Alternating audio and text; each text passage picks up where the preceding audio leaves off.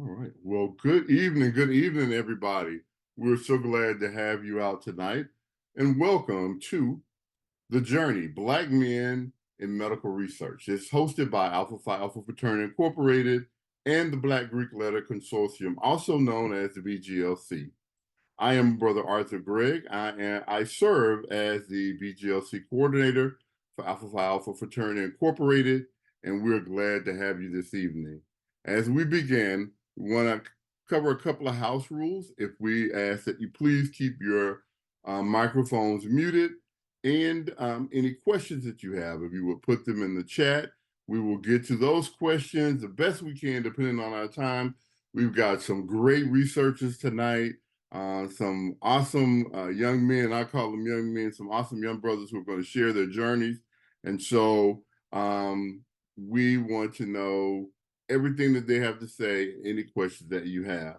And so as we get started, we want to start out with this short video, a little bit more information about the All of Us research program.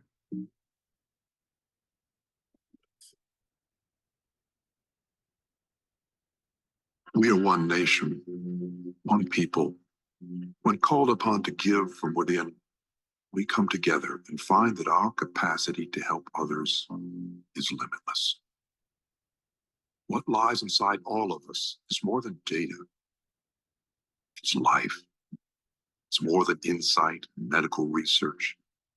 It's vision and honor and compassion. What's flowing through America's veins is its diversity. The next great breakthrough will be found in each and every one of us. And what we find there will unlock mysteries and eradicate disease. We ask for 1 million individuals to come forward and stand on this landmark in history.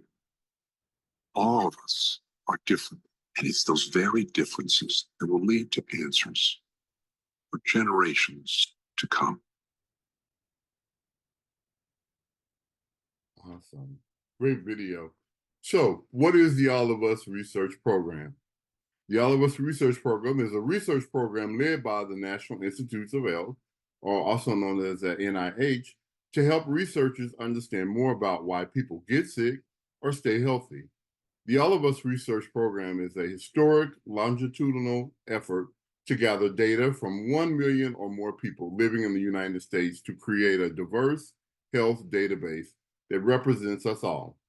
By considering individual differences in life circumstances, socioeconomics, environment, and biology, researchers may uncover paths toward delivering precision medicine or individualized prevention and care for all of us. Who's the BGLC, you ask? I'm glad you asked that question. The Black Greek Letter Consortium, also known as the BGLC, is made up of the 9 National Panhellenic Council, or NPHC organizations, also known as the Divine Nine. These historically Black fraternities and sororities support the mission of All of Us research program to advance health equity for those considered underrepresented in biomedical research. As we get started in the program, there are a few key definitions that we want to make sure that you're aware of and that you know when we're speaking on behalf of All of Us research program. It is engagement, outreach, recruitment, and retention. So you'll hear those words throughout the program and read it in some of our information that we have. So at this time, I would like to introduce to you Brother King Houston, who will tell us a little bit more about the D9 Researcher Pipeline Program. Brother Houston? Thank you, Brother Greg. The D9 Researchers Pipeline Overview, a key initiative of the BGLC beginning in the 2023-2024 grant year, is the Divine Nine, or D9 Researchers Pipeline.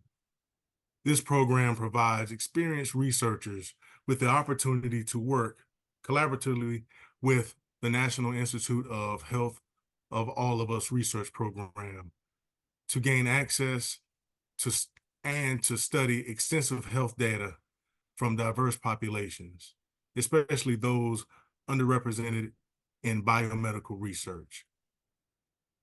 The BGLC is extending an invitation to members of each of the organizations that comprise the National Panhellenic Council to take part in this unprecedented opportunity.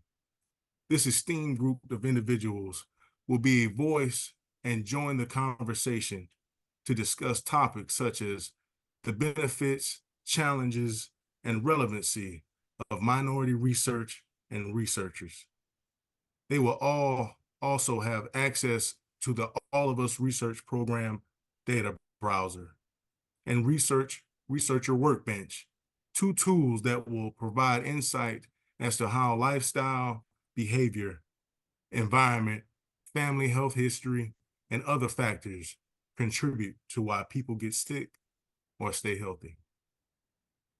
Thank you, Brother Houston. Now I'd like to introduce our moderator for the evening. Our moderator is Brother Dr. Eric Christopher Webb, a 1989 initiate of the fraternity's new chapter at Lincoln University. Brother Webb is a life member of Alpha. He is a coordinator assistant for Alpha Alpha on the BGLC team and the fraternity's director of communications and editor of the Sphinx magazine. He is also the host and executive producer of the digital talk show Sphinx Talk with Brother Eric Christopher Webb on Sphinx TV, powered by YouTube TV. So if you haven't seen that channel, you might want to jump on it. This brother's got a lot to say and a lot of knowledge. So turn it over to you. Good evening, Brother Webb. Let's get you set up. Good evening. It's my pleasure to moderate this discussion with our D9 researchers, and let me just take a moment now to introduce you, the audience, to these three young men, these great researchers that are definitely going to be making waves in the the field of research and various fields of research. You briefly heard from Brother Tashawn King Houston, so let me read you his biography. Brother Tashawn King Houston is a native of King Street, South Carolina. He attended Williamsburg Technical College, where he served as student government president and earned an Associate of Applied Science and General Business. Subsequently, Brother Houston attended Benedict College, where he was the recipient of the Tom Joyner Foundation Scholarship and received a Bachelor of Science in Business Administration Management. In October 2022, he was initiated into the Alpha Psi Lambda chapter of Alpha Phi Alpha Fraternity Incorporated in King Street, South Carolina. Currently, Brother Houston, who is a life member of the NAACP, as well as a member of the International Economic Development Council and Behavioral Science and Policy Association, is enrolled in a doctoral program at Cornell University focusing on inequality and social stratification. That's Brother King Houston. Next, I'd like to introduce Brother Antonio Harris. Brother Antonio Harris, 23, is a native of Dallas, Texas. He is a spring 2022 initiate of the fraternity through its Beta Kappa chapter at Langston University, the only historically Black college and university in the state of Oklahoma. He earned his Bachelor of Science degree in biology from the university in 2023. Now, during the summer of 2021, he interned at the University of North Texas Health Science Center, where the experience ignited a passion for research and inspired him to pursue an advanced degree. Currently, Brother Harris is pursuing a doctorate degree in biomedical sciences from the University of North Texas Health Science Center. His goals are to conduct biomedical disease research to improve current existing treatments, as well as assist in the discovery of new cures for conditions afflicting African Americans. His areas of research include breast cancer, liver cancer, genetic disorders, and health disparities. Now, lastly, I'd like to introduce Brother Larry Baker.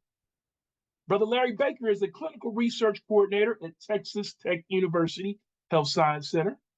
He is a spring 2021 initiate of Fraternity's Sigma Rho Lambda chapter in Bartlett, Tennessee. He earned his Bachelor of Science degree in chemistry from the University of Memphis. Now, while at U of M, he conducted research in the physics department, and his abstract was accepted and presented at the National Conference for Undergraduate Research.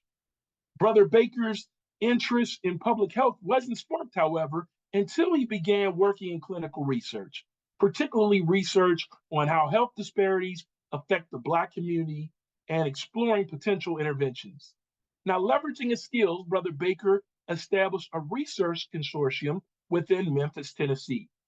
Now, aside from the fraternity, he is a member of the Association of Clinical Research Professionals, Society of Clinical Research Associates, the Tennessee Clinical and Translational Science Institute, the J. Robert Gladden Society, International Orthopedic Diversity Alliance, the Student Medical Association, and the American Public Health Association.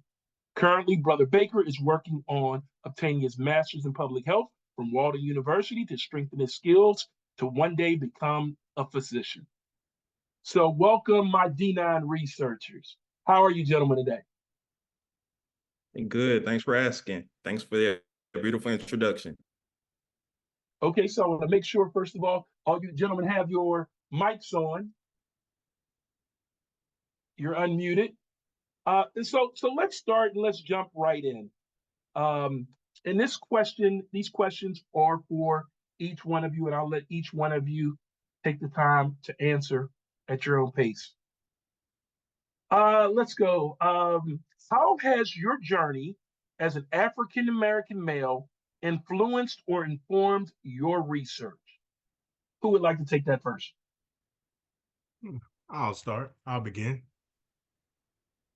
My experience as an African American man has shaped my area of research to the extent of me wanting to lead all of us, no pun intended, by creating social impact, by utilizing research to empower education, workforce, legal, and medical policies. We can improve the welfare of people living in society. I look to blend my unique perspective of social skills and personal insights to address challenges so that we are able to empower marginalized communities. Under the broad scope of inequality and social stratification, I will describe patterns of inequality and address its political, social, and economic consequences. By understanding the various dimensions of how inequalities interact with each other, change over time, vary across geopolitical space, and persist across generations, we can then begin to uncover how inequality and social determinants of health affects families, schools, neighborhoods, prisons, employers, cities, communities, local and national labor markets, and unions. My experience has also led me to believe that I must continue to grow for my community so that my community can continue to grow. Therefore, I must become the leader who solves the problem of these famous words, and I'll paraphrase a little. Injustice anywhere is a threat to justice everywhere. Whatever affects one directly affects all indirectly. And that's from Brother Dr. Martin Luther King Jr. I plan to align areas of research that intersect in ways that may have never been done before. I also plan to operate on this other side of research, almost like a mediator, to help guide the translation process over to policies that will improve the welfare of people in society. Another example of how my experience as an African-American man has shaped my areas of research is by understanding that sometimes there are language barriers or communication breakdowns, if you will. I had a teacher that once used to say, you think long, you think wrong. But for me, it's a little different. Research has helped me embrace the things that used to bother me about myself, Like whenever I took a test when I was a kid, I was that kid who took the entire time, but I always got good grades. I just that's just the way I was built when it came to testing. Uh, Through research, I wish to expand on anxiety and mental health because they are real. And lastly, if I can share a bit more about myself so that I can bring into frame more of my passion for my research, I truly believe that our individual lived experiences are everything. Gosh, think, what? No, who would you be if it weren't for your experiences? Me losing my father at age 9 to prostate cancer, then moving to King Street, South Carolina, walking 8 hours from school to a place to lay my head at one time. I'm talking 5 p.m. after school is over, 1 a.m., pitch black dark, no lights in the country, Cade, South Carolina. Then walking 5 hours when I moved to an area called Millwoods. Then graduating high school homeless. Being homeless while pursuing my associate's degree. Walking 5 hours Monday through Friday to Winsburg Technical College from Kendall Park Road. Then becoming student government president. Then graduating. Man, next Thank you. after graduating, becoming a correctional officer to put myself through college, becoming a data analyst, a store manager, all of that to finish my degree at the age of 29. And that's just a gist of my story of resilience. And I'm just getting started. Let's change the world. Thank you, Brother Houston. Brother Harris, you ready to jump in and tell me a little bit about your journey? Absolutely. Good evening, brothers, and good evening, guests. My name is Antonio Harris. As Brother Webb pointed out earlier, I am actually a Spring 22 initiate of the Beta Kappa chapter at Langston University. Speaking from personal experience, my introduction to research and medicine was different. I know a lot of young men come into the medical field and it's like, oh, I worked so hard and, I always had a passion for it. And I had a 4.0 in science my whole high school and college career. That is not my story remotely. I did always have a passion for science, and I was good in high school, but my first year of college was rough. Uh, I went to an institution where I wasn't properly supported or motivated or encouraged by the people at the university, which made it really difficult my first semester. And after that lack of support, I go home with a badly managed GPA that just looks rough. It's the worst I've ever seen in life. I go home with my messed up GPA. I feel lower than I ever felt. I'm experiencing depression. I go home, I have to tell my mom, who's like my biggest supporter in the world, I have to let her know. Mom, here's how I did this semester. It was rough, it was awful, it was terrible. And she just looks me in the eye and she just reminds me of these three precious little words about life. Life goes on. That is the absolute truth of the world. So following that semester, I went home for winter break. I reflected on everything I could have done. And I decided that regardless of how much support I will or don't receive from others in the future, I always have to count on myself to be my system of support. So following that next semester, I improved my GPA a lot, but ultimately I decided that institution was not the best for me. I studied for hours on end.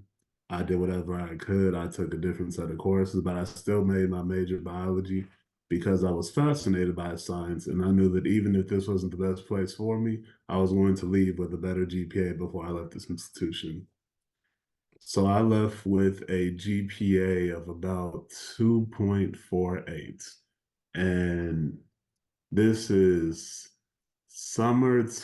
This is summer 2019. I started applying for schools, and my younger brother Anthony, he lets me know that he's just applied to Langston. I'm like, Langston, I'm unfamiliar. So he tells me a little bit about the school, and it's after coming from somewhere that felt so foreign to me and alien, it would be nice to be back around people that look like me and have similar goals as me. So I applied to Langston, and me and my brother come to the only HBCU in the state of Oklahoma. And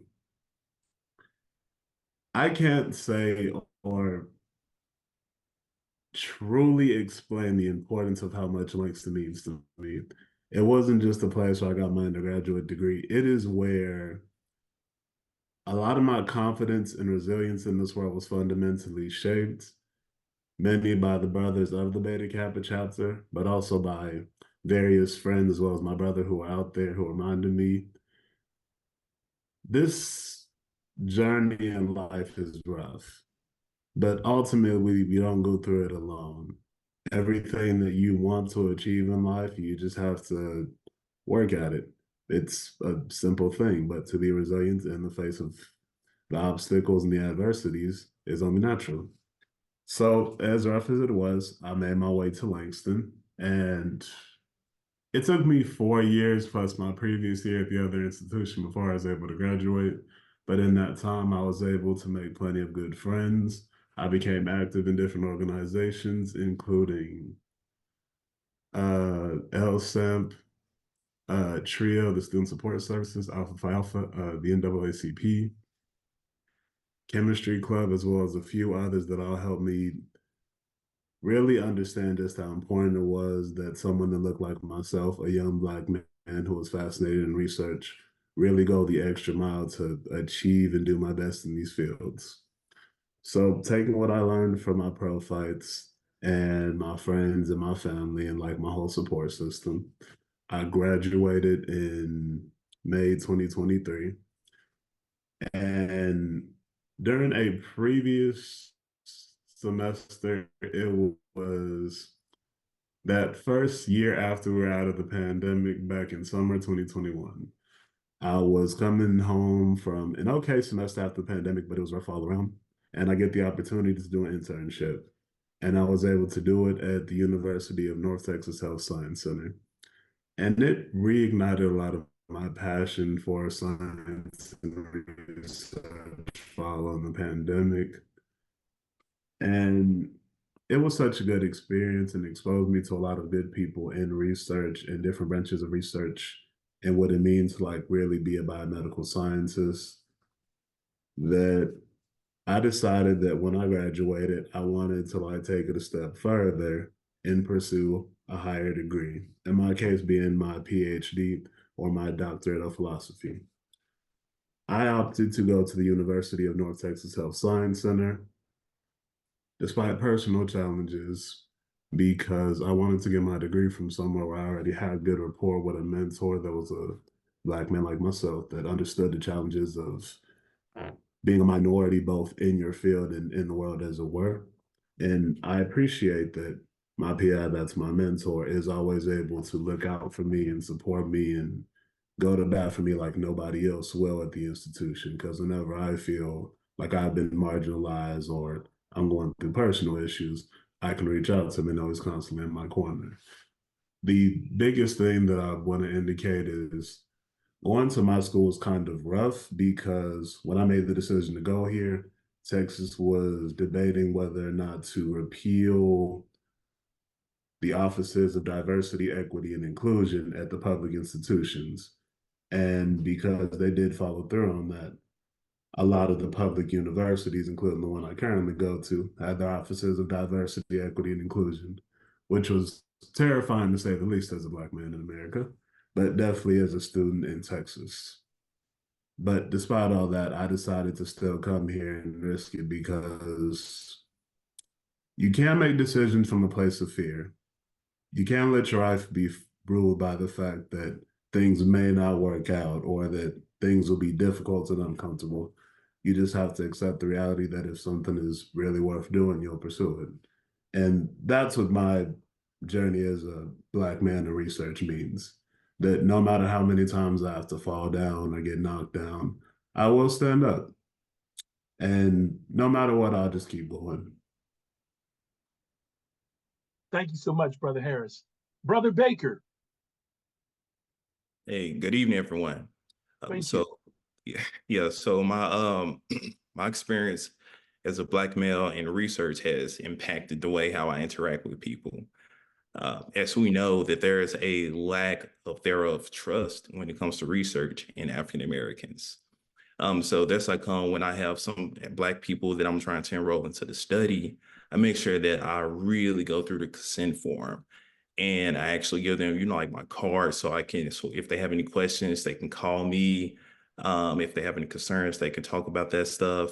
They can just reach out to me anytime that they want to. And since I've been in this role, I've actually been aware like that there's a lack of representation and participation of African Americans in clinical research. When there's diseases like cardiovascular disease and diabetes, they have a high prevalence rate in African American community. Not only that, these diseases manifest differently, and the treatments affect us differently. So there's like a missing piece when it comes to the research and the data that's out there that we need to be a part of. So that's like I use myself, and I'm very blessed to be in this role where I can use my talents and my presence to talk to these people and try to get African Americans into this, so we can try to rebuild their trust in the community to let them know that things have changed. It's okay. You got somebody that's willing to go to bat for you. So that's my experience as African American male in research. Thank you. Thank you, gentlemen. So let me throw out a few questions, and you all don't have to answer each one of these questions. But let's just kind of have a discussion. What do you think? What do you think is the biggest challenges facing African American male researchers today? I'll begin. Confidence. Why do you say that? Um, in order to gain confidence in something, you have to start it. And sometimes the hardest thing is starting.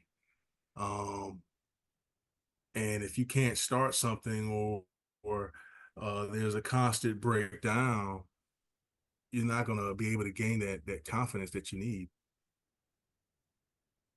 Do you think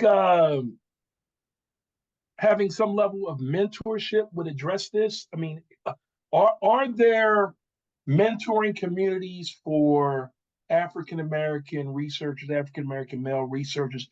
Are there mentoring communities that you have been able to tap into since you started and tried to move into this area of research? There are there are a few, um, but they're limited, especially to Black men. So we all have to do our best to keep an eye out. Okay, okay. Um, anyone else want to take a stab at that, or? Yeah, I was actually going to say what you said. I was going to say that I believe that it's mentorship. I'm not sure what's going on in other states, but I know for sure in Memphis, even though it's the city that's predominantly African American, it's just crazy to me that there's a lack of mentorship when it comes to the field of medicine and research. In my field, like I was the first Black clinical research coordinator at Campbell Clinic, and I felt very proud, like to be the first one, be the head start to do that. And I know that in college, something that could have helped me was having another Black man, somebody that was right there to give me a sense of direction and follow through. Not to put all that burden on somebody else, but just to have someone, just to see someone has done it before I've done it, and to know that I have someone that had my back. And just have some answers to stuff like that, just so that you're not alone and someone has been there and done it for you. So I would say mentorship. So there is a level of isolation in a sense because there's not a lot of Blacks that are pursuing research for varying reasons. Now, as a Black man in research, what do you feel? What do any of you gentlemen feel can be done to encourage more Black men and women to pursue advanced and terminal degrees in fields such as biomedical sciences that have traditionally been closed off to us? If I could take this one. Sure. Uh, in case y'all are unaware, as I previously stated, I graduated from Langston back in this previous May, so May of 23. I'm 23 years old, and I just graduated from an institution that had many incredible young Black men and women and people of color. They were doing their hardest to earn their undergraduate degrees, and many have rolled over into master's and PhD programs that graduated with me, and many that are about to graduate are pursuing those similar roles. Uh, so I stay in Fort Worth / Dallas. Dallas and Fort Worth do not have a shortage of African Americans, of Black people, of minorities, of people of color. But what there is a lack of is proper pipelines to mentorship and resources. I have the mentor I have in my institution because I interned here and formed a rapport with. I believe one major challenge and possibly one solution would be to create a proper social program or like community outreach that could get people started as early as high school and definitely at the collegiate level to help people interact with mentors that are more like them and have similar life experiences. If nothing else, I feel lucky and incredibly grateful for the fact that I get to learn from a lot of people that are older than myself, that have gone through different life experiences. But I'm also really grateful that I don't have to have the exact same brand of struggle they have. I have my own difficult brand of struggle, but theirs is much worse. I'd say there's a big difference between being a young Black man that's trying to become a researcher in 2023 as it was opposed to 2000 or 1980 or 1960. Right. So, Brother Baker, and this isn't directed to you, but you had raised the point. I was listening to your in your comments. You mentioned about stigma. You talked a little bit about stigma, and in terms of how stigma has had an impact on how stigma has had an impact on getting people enrolled into the program and things of that nature. So, what role do you think stigma has played on on on on actually preventing people from coming into this industry and coming into this field or whatnot, and being joining this profession? Uh, what role is that played? You think? It's played a big role. It's created distrust with the community. As we know, one of the experiments is that we all know about, Tuskegee experiment. I think that that's one of the main things that people refer to that I'll talk about because that's what they see. So on my end, when I'm confronted with that, I have to explain to a patient and I have to, like just use transparency to talk to them to let them know like, hey, that's not what this case is going to be. And that will not be your experience. So that again, that's why I'm glad that I'm here because it's someone that looks like them that's able to talk to them and they're actually able to express that level of concern. Because they might not express that level of concern with someone that's from Middle Eastern or white or Asian. So that's where it goes back to that's why it's important for us to actually be in research and to actually be in these areas so African Americans can express themselves about their concerns and the things that's bothering them and whatnot. So definitely having more African Americans in research is going to move the needle uh, with the stigma issue, as you mentioned about the Tuskegee Syphilis experiment, uh, what we've learned and what we've seen what occurred with Henrietta Lacks and the use of her cells and the abuse of and just the corporations capitalizing off of her off her cells. And just the fear, I remember the fear in the 80s and 90s that folks believed that the AIDS virus was manufactured and researched and targeting Black people and Black communities and things of that nature. So It is definitely important that we have Blacks in research to serve as a trust mechanism to help build trust, uh, and to actually help explain and translate what research is, and also to kind of dispel some myths with other researchers. Wouldn't you say? So, um, is when we're talking about challenges, is one of the challenges battling false assumptions about African American health? I mean, we've seen that in the past, right? Uh, where blacks were supposed to be able to withstand more pain, and we don't get certain diseases, or we're not as susceptible, or we are more susceptible. Do you think that still remains a challenge, dismantling and disputing these false assumptions? I would say something about that. I would say completely. Again, as for my experience being in coming from Memphis, a low socioeconomic place, you have some patients that can't get to their medications or they can't get to their clinic visits. The physician that comes from the suburbs that's not from their area, they think that it's just a non-compliance patients.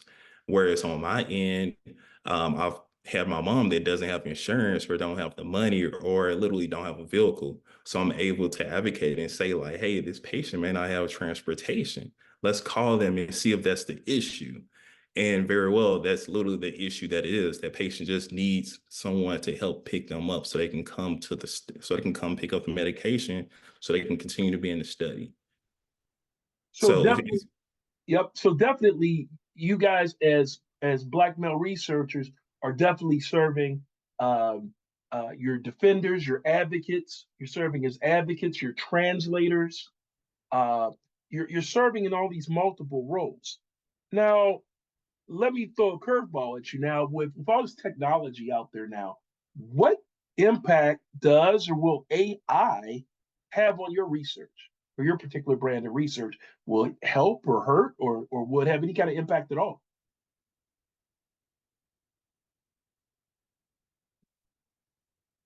I know that might be a tough one. Well, I'll say that anything can help. I mean, for instance, from the time that I was homeless, I didn't have access to a cell phone. Even back then, touchscreen phone was just coming out. So when I got to, Benedict College in 2019, that new wave of technology, I was able to learn so much relatively quickly. So in my opinion, all technology helps. It just depends on that particular researcher's need. Well, the reason why I threw that out there is because I'm thinking that, because a lot of Blacks are reluctant to participate in research trials, clinical research trials, and things of that nature. And so we have oftentimes a limited pool. And with AI, you can pull data from your a certain amount, a select group of African Americans, and actually kind of kind of generate probably some simulations and things of that nature. So I'm wondering whether that will help move the needle if we don't have as many African Americans participating in research and so on by using AI technology.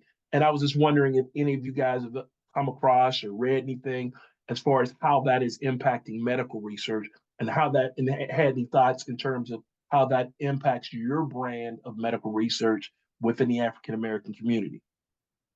But if you mm, don't have, yeah, but if you don't have a response, that's fine. But I'm just kind of throwing it out there because it kind of was on my mind. I was just going to say that I'm excited about it. As far as your question, like how could that fill the gap? I don't necessarily think so. I think that we will still need to show up. But as far as in my field, I think that it will accelerate things, as far as like health surveillance, and coming up with predictive models, like using machine learning. That's actually what I'm trying to teach myself right now, the coding. And I think that it's exciting because it's going to help with clinical decisions and whatnot. Okay, okay. Now, what how much? how much impact does institutional racism have, do you think, on African American researchers receiving research opportunities or funding? Do you think that's do you think that's still a major issue? Absolutely. So, one thing that I do at the University of North Texas Health Science Center is that we'll take grant writing courses and different things like that to help us procure funding for research. And institutional racism is something to be mindful of as we submit our documents, as no matter the importance of the project that we're doing relative to the funding, there's always going to be factors like that that kind of act like a stopgap from really preventing people from getting the funding they need to carry out the necessary research. That's something that's personally rough. Another thing that I want to relate to the institutional racism is kind of how, and it's not just Texas, but a lot of states in the South were affected by the ban of the offices of diversity, equity, and inclusion, because that was not only something that made it more difficult for us to receive funding, it was also something that shut down a lot of those people of color and scientists with disabilities. Great. So let me ask you this: how do you guys all manage to stay positive? I mean, we know institutional racism exists. We know there are some challenges or obstacles to funding and certain opportunities or whatnot. How do you stay positive and motivated in a system that was not designed for us? I mean, is there a level of pressure that you feel, that knowing that people are thinking of you as sorts of trailblazers? Is there some pressure there as well? How do you stay motivated, first of all? Work out, go to the gym, drink a gallon of water a day. Okay, okay.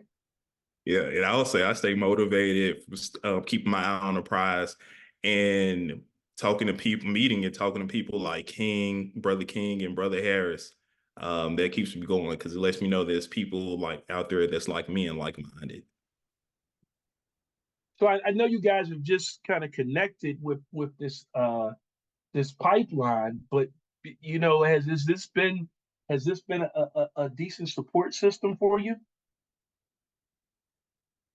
now that you guys are linked together? Is this a support system that you think will help push you guys through? Oh, yes, of course. I mean, we all have our blended perspectives. I have mine, Brother Baker has his, and Brother Harris has his as well. Uh, some areas where I may be a little fuzzy, Brother Harris can step in and coach me through it. And the same goes for Brother Baker. Peas in a pod. Can't ask for anything better. Indeed, indeed, indeed. So let me ask you guys all, and I want your opinions from each one of you. What advice would you give to young Black males considering a research career?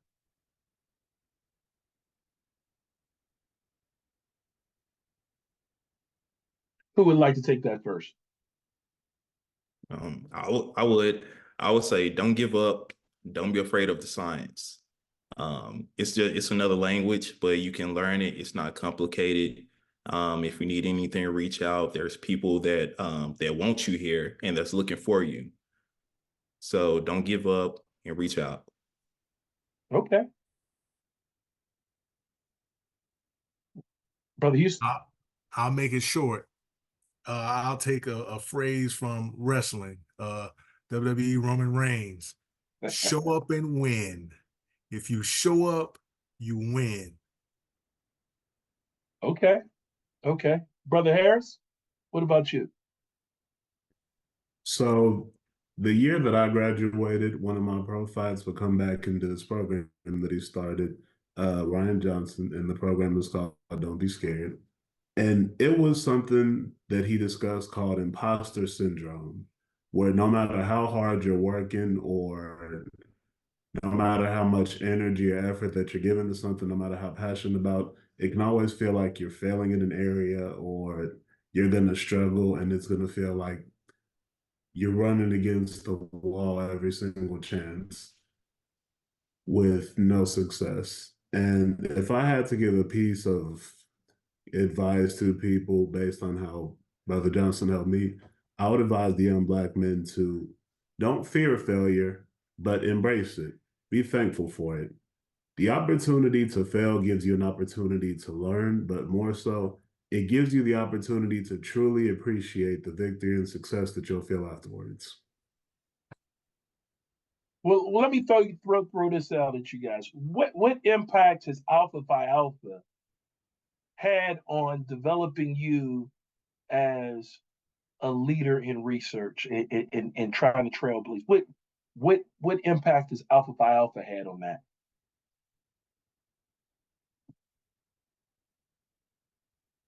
Or role? I know for me, and I just celebrated. I'm a little bit older than you guys, just a little bit. I on Sunday I celebrated my 35th Alpha anniversary, and pledging Alpha for me undergrad was probably the hardest thing I've ever done in my life at my particular chapter. And so I've always used that as the barometer of if I can do this, I can do anything. And I felt that I was tested in all kinds of ways. And I felt that, the old saying was always, I know a lot of the older guys that came through in different kinds of ways, we'd always say, well, I pledged I can do anything. Well, if you meet an obstacle, when you come across an obstacle in your career field or in your life, and you start to signify and cry and whine and be down on yourself, and one of your frat brothers, I'm like, man, didn't you pledge? Didn't you pledge? So for me personally, that that is the thing that always has been my motivation, that I could do anything, because we were always told that the Sphinx man could do anything, and especially in 7 minutes, we could do anything. Um, but so the leadership aspects, I mean, that's a part of our mission, that we develop leaders. So what I'm asking you guys is, through your experience, whether not necessarily in the process, but in your experience of being amongst brothers and being engaged with brothers, how has that helped develop you for this journey? Uh, uh, Go ahead, Brother Harris. Thank you, Brother King. Speaking from personal experience, I feel like before I was an alpha, I was pretty hardworking and I did have different goals and things I wanted to pursue. But upon going through my process and meeting other like-minded individuals and hardworking men that came from various different backgrounds that had their own achievements and things they still desire to achieve, it really showed me just how great Alpha is, because there's 10 on my line. So Alpha brought me 9 incredible brothers, as well as a chapter with great history. It gave me incredible pro fights, great neophytes, and it gave me the opportunity to meet great brothers such as Brother Baker, Brother Houston, and even yourself, Brother Webb, and Brother Greg. I know he's floating around the call.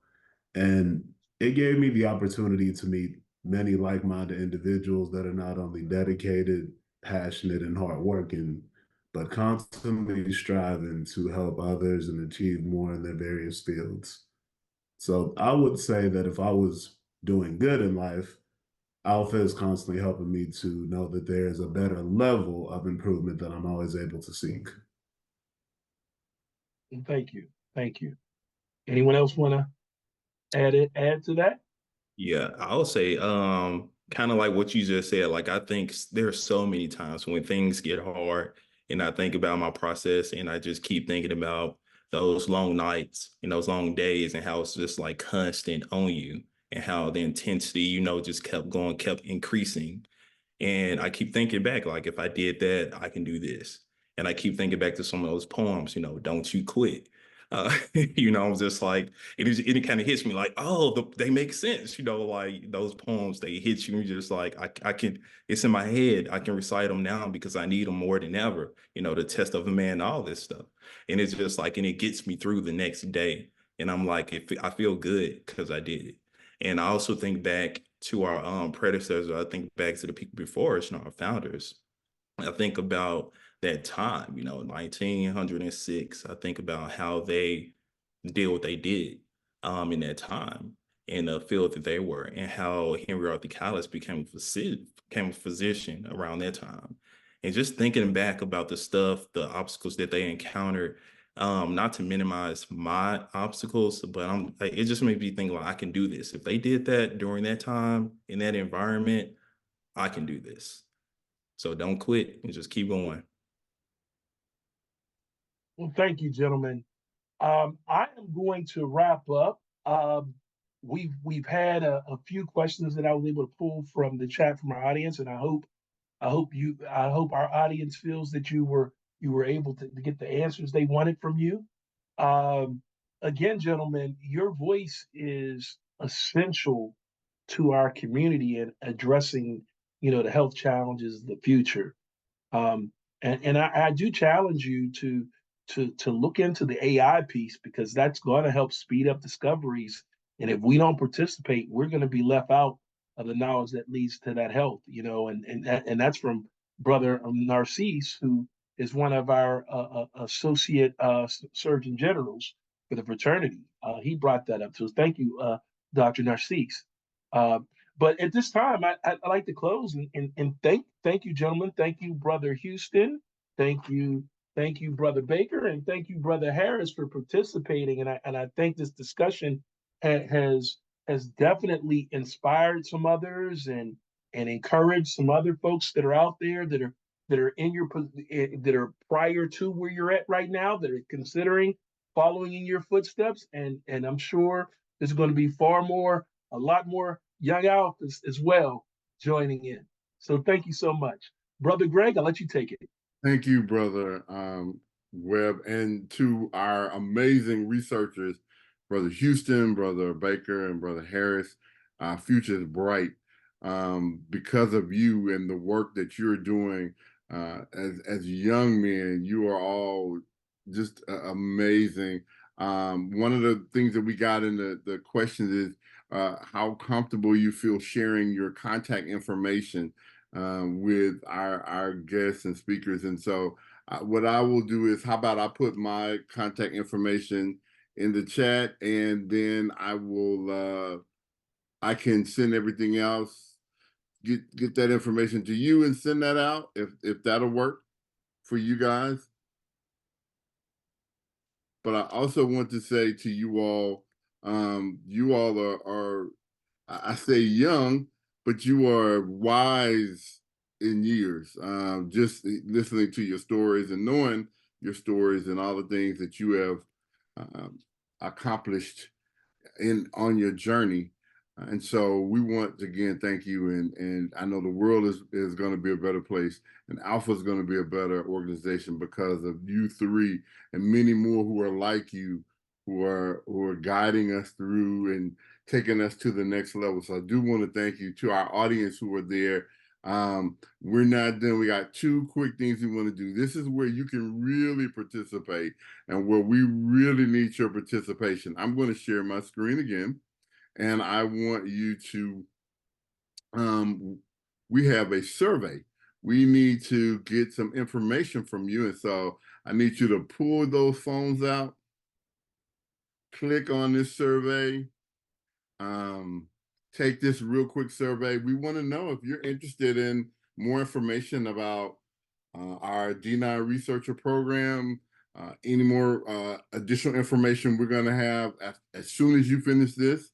I'm going to put another link up and it's going to a QR code up, and it's going to take you into learning more about the All of Us research program. And so hopefully you've already clicked on and you're working on your survey now. I'm going to give you just a couple more minutes for that. And then we will click over to the link for the All of Us research program. And I don't know about you, but I am truly, truly, truly inspired. We've spent time working on this webinar, on this call for weeks, and every time we got on these calls, these brothers were just as open and honest and professional as they were tonight. And so I've learned a lot about them. No obstacle that I've seen that has stop them from becoming who they are and doing the work that they're doing. So again, a big thank you, brother Webb. Thank you for moderating and for being tonight and being the host with the most. They say Alpha Man, you know, we stay ready so we don't have to get ready, and you were always ready, my brother. And Indeed, thank you. And so to our guest again, thank you so much. The QR code that's up now is, hey, if you want to know more about the All of Us research program, if you click on this QR code, it will take you to the All of Us research information page, and you can go through. We're looking for you. Any of the members who are on, any of the brothers who are on this webinar, on this Zoom call, if you're going to be at the Southwest Regional Convention in New Orleans, March the 21st through the 24th, the Alpha team and the All of Us Research Program will be there to enroll you. So if you're ready to join this program and you want to enroll, go ahead and do the paperwork or do the work that's on the QR code. Once you go into our website, the enrollment piece, we'll send you more information. You're going to get a thank you notice from us. But we will be in New Orleans at the convention hotel waiting for you. If you're not coming to the Southwestern Region Convention, but you're in New Orleans during those dates, come by and see us. We want you to register and join with us, and you'll have an opportunity. I know Brother Houston is going to be there with us. So come on there and join with us. So hopefully you have had the chance to take the survey and to click on and learn more about the All of Us research program. And we are glad to have you. We've got a couple of brothers on here who is more interested. So your information and your testimonies is gonna, again, push us. Our goal really is to help our community be healthier and wealthier with their health. And so whether it's physical, spiritual, mental, whichever role, thank you for your research. And to all, thank you all so much for joining us tonight. We will see you all. I'm going to ask the brothers if you will, our panelists, if you will stay on briefly. Everyone else, again, thank you. We look forward to connecting with you on more information and in different ways. So good night, all. Have a good night.